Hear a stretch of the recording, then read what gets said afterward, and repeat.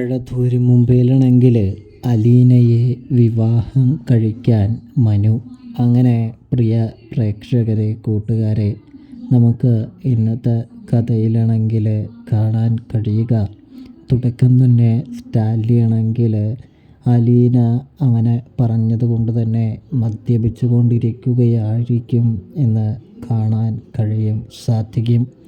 ഇതേ സമയമാണെങ്കിൽ ഇതെന്താ കുടിയാടാ ലാലിച്ചായി എന്ന് പറഞ്ഞുകൊണ്ട് തന്നെ നമ്മുടെ ഔതക്കുട്ടി സ്റ്റാലിയുടെ അപ്പൻ കടന്നു വരികയാണ്. അപ്പം എന്തിനാ അവൾ ഏത് നേരവും എന്നെ എതിർക്കുന്നത്? ഞാൻ പറയുന്നത് അല്ല അവൾ മനസ്സിലാക്കുന്നത്. അവൾക്ക് എന്താ അത് മനസ്സിലാക്കാൻ കഴിയാത്തത് എന്ന് ചോദിക്കുന്നത് കാണാൻ സാധിക്കും. എടാ, നീ വിചാരിക്കുന്ന പോലെ ഒരു പെൺകുട്ടിയല്ല അവൾ. അവൾ തെറ്റ് കണ്ടാൽ ഉടനടി പ്രതികരിക്കുന്ന ഒരു പെൺകുട്ടിയാണ് എന്ന് പറയുന്നു. എൻ്റെ ചിന്നമ്മയാണെങ്കിൽ സത്യം പറഞ്ഞു കഴിഞ്ഞാൽ അവൾ മുറിയിൽ വരുമ്പോൾ എന്നോട് പറയുള്ളൂ, പക്ഷേ തെറ്റ് കണ്ട ഇവൾ ഒറ്റയടിക്ക് ചൂണ്ടിക്കാട്ടും എന്ന് പറയുന്നത് കാണാൻ കഴിയും. കൂടാതെ മനസ്സിൽ നന്മയും ഒരുപാട് സ്നേഹമൊക്കെയുള്ള പെൺകുട്ടി തന്നെയാണ് അവൾ നിന്നെ നല്ല രീതിയിൽ സംരക്ഷിക്കും, നോക്കും എന്ന് പറയുന്നു. നിൻ്റെ സ്വത്ത് ഇങ്ങനെ നശിച്ചു പോകുന്നത് കണ്ട് അവൾ പറയുന്നതാണ് എന്ന് പറയുമ്പോൾ അപ്പനൊന്നും മിണ്ടാതിരിക്കോ? അപ്പന് ഏത് നേരവും ഈ ചിന്നമ്മ പുരാണം മാത്രമേ പറയാനുള്ളൂ എന്ന് ചോദിക്കുകയാണ്. അല്ല, നീയല്ലേ പറഞ്ഞത് പറയാനായിട്ട്. അപ്പോൾ ഞാൻ പറഞ്ഞു, ശരി, ഞാനൊന്നും മിണ്ടുന്നില്ല എന്ന് പറയാം കേട്ടോ. അത് കേട്ടതും ഏത് നേരവും അവളിങ്ങനെ അനാഥാലയം എന്നൊക്കെ പറഞ്ഞ് എന്നെ വിഷമിപ്പിച്ചു കൊണ്ടിരിക്കുകയാണ്. ഒന്നോർത്താൽ അവൾ പറയുന്നതും സത്യം തന്നെയല്ലേ. ഞാനിവിടെ ആർഭാടമായ ഭക്ഷണമൊക്കെ കഴിച്ചപ്പോൾ അവൾ എൻ്റെ മകൾ പുഴുവരിച്ച ഭക്ഷണവും കാര്യങ്ങളൊക്കെയല്ലേ കഴിച്ചുകൊണ്ടിരിക്കുന്നത്. അതുകൊണ്ടൊക്കെ ആയിരിക്കാം അവളിങ്ങനെ പെരുമാറുന്നത് എന്ന് പറയുന്നു. എടാ, അത് വിട്ടുകളയടാ, അവളുടെ വിഷമം കൊണ്ട് പറഞ്ഞതായിരിക്കും എന്ന് പറയുമ്പോൾ ഇത് വിഷമം കൊണ്ടൊന്നും പറഞ്ഞതല്ല അപ്പച്ച, അവളുടെ മനസ്സിലുള്ളതാണ്. അവളുടെ മനസ്സിനും അവളുടെ കാര്യങ്ങൾക്കും ഒരുപാട് പ്രശ്നങ്ങൾ പറ്റിയിരിക്കുന്നു. അതൊന്നും തിരുത്താനൊന്നും എന്നെക്കൊണ്ട് സാധിക്കില്ല. കാരണം അത് അവൾ അനുഭവിച്ച് കഴിഞ്ഞില്ലേ. അനുഭവിച്ച് കഴിഞ്ഞത് പിന്നെ ഞാൻ എങ്ങനെ തിരുത്താനാണ് എന്ന് ചോദിക്കുന്നത് കാണാൻ സാധിക്കും. ഇതേ സമയം എടാ, ഞാനത് അലീനയോട് പറയാം, നിന്നോട് ഇനി അങ്ങനെ സംസാരിക്കരുത്, നീ ഇനി അങ്ങനെ പറഞ്ഞ് സ്റ്റാലിയെ, അതായത് നിന്നെ വിഷമിപ്പിക്കരുതെന്ന് പറയാമെന്ന് പറയുന്നു. നിങ്ങളുടെ ഇടയിൽ ഇപ്പോൾ ഞാൻ മാത്രമല്ലേ ഉള്ളൂ എന്ന് ചോദിക്കുമ്പോൾ എനിക്ക് വേണ്ടി ആരും വക്കാലത്തൊന്നും പിടിക്കേണ്ട എന്ന് സ്റ്റാലി പറയാം കേട്ടോ. അപ്പോഴാണെങ്കിൽ എൻ്റെ പൊന്ന് മോനെ, എനിക്കറിയാം നിനക്ക് അവളുടെ അടുത്ത് മിണ്ടാതിരിക്കാനൊന്നും കഴിയില്ല, ദേഷ്യം കാണിക്കാനായിട്ട് കഴിയില്ല എന്ന്. അതുകൊണ്ട് തന്നെ അപ്പച്ചൻ എന്തായാലും ഇന്നോ നാളെയോ പോകും. അതുകൊണ്ട് തന്നെ അതിനു മുമ്പ് തന്നെ ഈ പ്രശ്നങ്ങളൊക്കെ അറുതി വരുത്തേണ്ടതുണ്ട് എന്ന് നമ്മുടെ വല്യപ്പച്ചൻ പറയുകയാണ് എന്ന് കാണാൻ സാധിക്കും.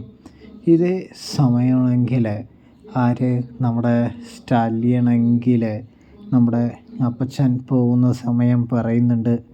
അപ്പച്ചനെ അവിടെ ചെല്ലുമ്പോഴേക്കും ചിന്നമ്മ കയ്യിൽ ചുരുട്ടി പിടിക്കുമെന്ന് പറയുമ്പോൾ അത് പിന്നെ അങ്ങനെയല്ലേ, നിൻ്റെ മകളല്ലേ അവൾ, എൻ്റെ പേരക്കുട്ടിയല്ലേ, അത് അങ്ങനെ തന്നെയല്ലേ വരുള്ളൂ എന്ന് പറയുന്നത് കാണാൻ സാധിക്കുന്നുണ്ട്.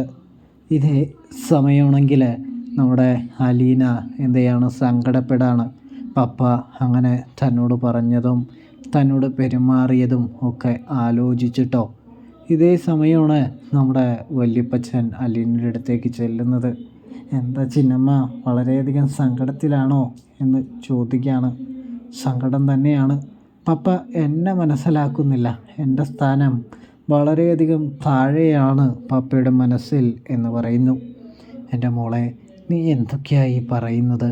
നിന്നെ അവന് ഒരുപാട് ഇഷ്ടം തന്നെയാണ് എന്ന് പറയുമ്പോൾ എന്നിട്ടാണോ ഞാൻ പറയുന്നത് കേൾക്കാതെ പൗലോസേട്ടൻ പറഞ്ഞത് കേട്ട് എൻ്റെ മെക്കെട്ട് കയറാനായിട്ട് വന്നത് എന്ന് പറയുന്നത് കാണാൻ സാധിക്കും. ഇതേ സമയമാണെങ്കിൽ അതൊക്കെ അവൻ്റെ കാര്യങ്ങളിൽ നീ ഇടപെടാൻ ചെന്നിട്ടല്ലേ, ചില കാര്യങ്ങളൊന്നും അങ്ങോട്ട് കണ്ടില്ല എന്ന് വെച്ചേക്ക് എന്ന് പറയുമ്പോൾ അങ്ങനെ കണ്ടില്ല എന്ന് വെക്കാനായിട്ട് കഴിയില്ല മുത്തശ്ശ. അത് ശരിയാവില്ല. പപ്പയുടെ സ്വത്തുക്കൾ, പപ്പയുടെ പൈസ അത് പപ്പയെ അറിഞ്ഞിട്ട് വല്ലവർക്കും കൊടുക്കുകയാണെങ്കിൽ കുഴപ്പമില്ല. അത് പപ്പയെ അറിയാതെ പപ്പയെ പറ്റിക്കുക, കബളിപ്പിക്കുക, അവരുടെ ഇഷ്ടത്തിന് ചെയ്യുക, അതൊന്നും ശരിയല്ല. ഞാൻ അതിനൊന്നും കൂട്ടു നിൽക്കില്ല എന്ന് പറയുന്നു. ഇന്നലെ വരെ ഞാൻ ഇവിടുന്ന് പോകണമെന്ന് വിചാരിച്ച ഒരു വ്യക്തിയാണ്, ഒരാളാണ്. പക്ഷേ ഇനി അതില്ല. ഞാൻ എന്തായാലും പപ്പയെയും പപ്പയുടെ കിന്നരന്മാരെയും ശരിയാക്കിയിട്ടേ ഉള്ളൂ ഇനി കാര്യം എന്ന് പറയുന്നത് കാണാൻ സാധിക്കും. എൻ്റെടാ, നീ അവൻ്റെ കാര്യത്തിൽ ഇടപെടാൻ പോവാണോ? അവൻ്റെ കാര്യത്തിൽ പള്ളിക്കാർ, അച്ഛന്മാർ എല്ലാവരും ഇടപെട്ടതാ. അവരൊക്കെ തോറ്റു മുട്ടുമടക്കി പോയിട്ടേ ഉള്ളൂ എന്ന് പറയുമ്പോൾ അതുപോലെയല്ല ഞാൻ പപ്പയുടെ മകളാണ്. എനിക്ക് തരേണ്ട ഒരു പരിഗണനയും കാര്യങ്ങളൊക്കെ ഉണ്ട്. അതൊക്കെ പപ്പ എനിക്ക് തന്നേ മതിയാവുകയുള്ളൂ, അല്ലെങ്കിൽ ഞാനത് വാങ്ങിയെടുക്കുമെന്ന് അലീന പറയുന്നൊരു കാഴ്ച കാണാൻ സാധിക്കും.